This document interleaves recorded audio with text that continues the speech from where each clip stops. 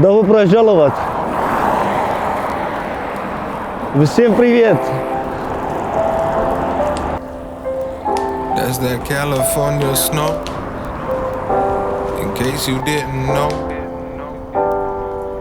Всем привет! Luca di Double Clutch qua da Mosca, siamo qua per un nuovo Double Clutch on the Move, assurdo, ne stiamo facendo tantissimi e in questo episodio, in quel di Moscow, saremo qua, intanto siamo dietro, anzi davanti alla Mega Sport Arena del Sesca, infatti domani andremo a vedere una partita ma faremo anche store check e soprattutto ci incontreremo e faremo un bel po' di contenuti e altro con Daniel Hackett. In case you didn't know, this that California snow. Oh, oh, oh. Sunshine. Fanno straridere, intanto comunque bravi, cioè passione, lo sport unisce, anche se non si è forti bisogna giocare, però sembra di guardare quei video del campionato armeno di la giornata tipo, è uguale, tutti airball e tiri e passaggi a caso. Oh, California in my soul. Got my family at the spot now. Something smelling fresh off the stove top now. Queste sono le attivazioni veramente belle per le 720, 720. Un po' di store check, siamo a Nike Flagman, una cosa del genere. Moscow. Nike Flagman Moscow. Molto molto figo, in questo momento siamo dentro un'attivazione, quindi un allestimento per il lancio delle 720. Adesso vi faccio vedere, tantissima roba.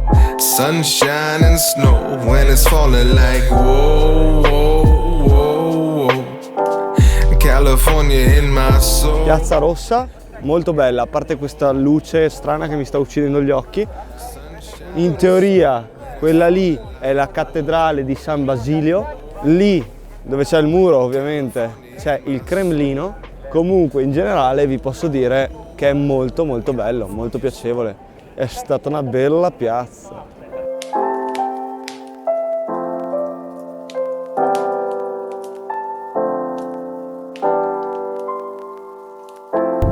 Come te la vivi? Cos'è Pesaro? Cos'è l'Italia per te? Ho forte radici a Pesaro, sì. Esatto. Diciamo che è la mia base, è la città, il paese dove sono arrivato quando avevo 3 anni. Papà ha deciso di fermarsi lì e allenare lì.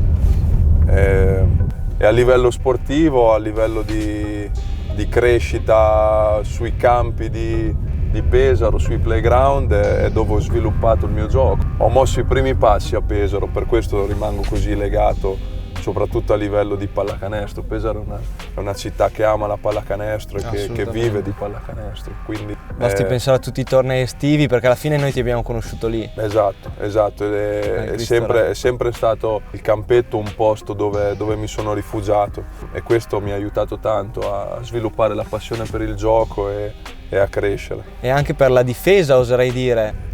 Diciamo che è una caratteristica di chi gioca al campetto, che se perdi poi devi aspettare il prossimo turno per giocare, quindi ci sono pomeriggi in cui giochi una partita, la perdi e vai a casa e non giochi più, quindi l'ho sviluppato e me la sono portato dietro a livello professionistico e mi ha aiutato tanto. Capito. Diciamo che in squadra abbiamo il privilegio di avere grandi attaccanti e artisti del gioco come De Colo, Higgins e Sergio Rodriguez, però abbiamo anche chi può giocare un po' di streetball. Uno è Clyburn, l'altro sono io. Comunque anche i lunghi non sono lunghi molto tecnici, sono lunghi fisici a cui piace andare al ferro e insomma siamo una squadra abbastanza camaleontica, si può dire un termine, me lo passate. Sarebbe da multa in double clutch, sarebbero 50-100 che si mettono nel salvadanaio, però qua non siamo alla double. Cioè se dovessi mettere in copertina un giocatore lo metti più perché è magari quello più famoso. Diciamo più famoso, sì, però tra quelli che tendono a dare energia o in spogliatoio o anche in allenamento a fare del trash talking o a dire delle cazzate, sono io quello che tiene sul gruppo. anche perché in una stagione così lunga ci sono dei down tremendi quando perdi delle partite, i viaggi e anche il condividere ogni giorno con gli stessi compagni le stesse cose, gli stessi allenamenti può diventare pesante a livello mentale, quindi devi avere qualcuno che smorza un po' Che regge il le banco. situazioni, sì. Però sono contento perché mi sento coinvolto e lo sento mio questo ruolo, mi riesce naturale. Non era scontato e non era semplice in una squadra, come abbiamo detto, che è piena di talento e piena di giocatori che sono giocatori da uno status molto alto, quindi sono contento. E per te non è neanche una forzatura, nel senso No, che mi trovo bene, lo faccio di mio. Cioè mi sembra tu sia, anche per come ti conoscevamo da molto prima, senza conoscerti di persona, eri comunque quello... Briglie sciolte. Esatto, Sì, non volevo... anni fa ero un po' più... Casinaro? Sì, Ok. sì, un po' più casinaro. Devo dire che Adesso- l'infortunio che ho avuto... Ok. Mi ha fatto vedere prima, Sì, in spogliatoio mi ha fatto vedere prima. Una Francesco, bella te non cicatrice. saresti stato in grado. Zero proprio, una cicatrice gigante. Tra l'infortunio e adesso l'avere una bambina, una famiglia, comunque il trovarmi spalle al muro, il dover riprendere tutta la mia credibilità, l'annata passata in Germania dove mi hanno veramente messo a posto sia a livello fisico ma anche a livello mentale. Ho avuto degli allenatori. È stata una bella scuola. Sì, con coach Trinchieri, erano uno staff di italiani e loro mi hanno veramente quadrato a livello mentale, mi hanno dato serenità e comunque sì, poi è arrivata anche un po' di maturazione, finalmente a 30 anni possiamo dirlo, no? Bisogna anche maturare, c'è sempre tempo per divertirsi comunque, Certo. Però adesso qua il contesto è molto più serio e è importante. Sì, si percepisce, si vede in qualsiasi cosa, direi.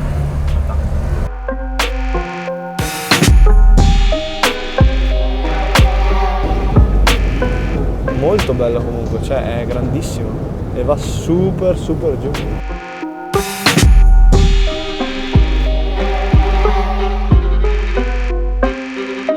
Nike Box Moscow è una struttura veramente unica, in realtà ce ne sono due da quello che ho capito in Europa, Barcellona che è stato il primo e adesso appunto Mosca. Ci hanno raccontato tra l'altro che è stato un progetto molto difficile ma è venuto molto bene, ci sono degli spot, delle zone dove praticare qualsiasi tipo di attività sportiva, c'è il basket appunto all'aperto, mezzo campo, c'è lo street football dove vengono ovviamente promosse mille attività, 1000 corsi, workshop internamente anche sulle diverse attivazioni, Air Force, Air Max, football jersey eccetera, veramente molto figo.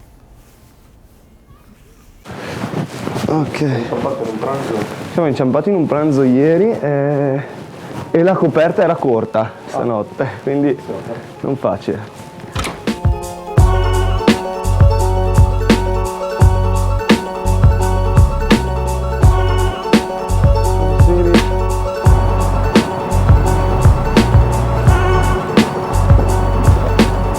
Avevamo il dubbio che non ci fosse Daniel. Sì. Allora? Ciao, all good? Allora, sonno?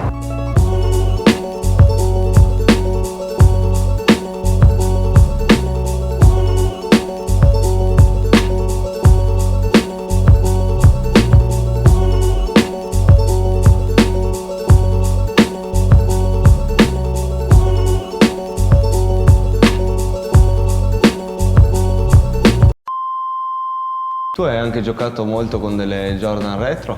Sì, ho giocato Mi con le ricordo con le 11, ho Jordan giocato con le 7 7. La scarpa ideale, che è la che io chiamo la pantofola, è la 7. La Jordan 7 sempre mi piace un sacco, sì. Specialmente dici? quando giocavamo con l'abbinamento calzetto nero e scarpa nera e tights neri, era una Raptor, sempre usato la Raptor, che è la mia Jordan preferita. Con la nazionale hai usato anche la Pantone. Ho giocato con la Pantone, ho giocato gli anni di Pesaro con la Cool Grey. La 4? L'hai mai Mai usata? provata per giocare, no. Duretta, Solo in celofanate messe via. Sì. La 2 non è male. Ho provato la Jordan 2, ti ricordi quelle dell'M&M's Pack? C'era quella Madonna, rossa, sì. quella Il gialla e quel Candy Pack. Ho usato quella rossa. E ce le hai quelle? Tutte? No, ho solo quella, credo quella verde Sì. e quella rossa, ma quella rossa ho usatissima perché l'ho usata tutte le prime partite quando ero a Milano.